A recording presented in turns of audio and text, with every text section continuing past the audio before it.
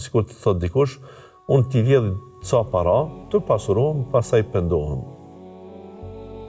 A pranohet pendimi kësaj?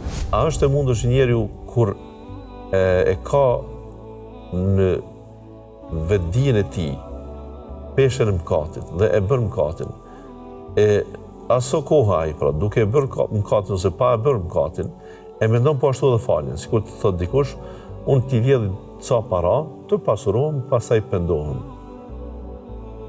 A pranohet pendimi kësaj?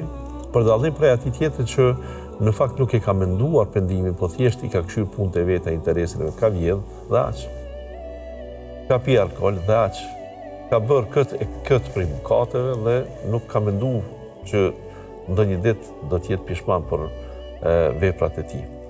Mirë po është interesante për këtë kategorinë që po flasim tash, ky e din se nuk duhet të qëndrojë në rrugë të shtrembruar, ky e din se nuk duhet të bëjë mëkatin e caktuar, por po e bëj një herë dhe pastaj kërkoj falje Allahut, ndaj më falë, unë pastaj kthehem në gjendjen e mëparshme. Apo një gjë e tillë, kur jemi te kjo çështje, pra dietar kanë thënë teubeja, pendimi i sinqert, aq shumë i ka dyrë të hapur tek Allahu sa që edhe kjo metodë pranohet.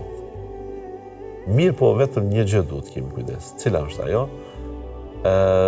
A ke kohë mas mëkatit të kërkosh falje apo jo? Pa nëse të zë vdekja duke bërë mëkatin.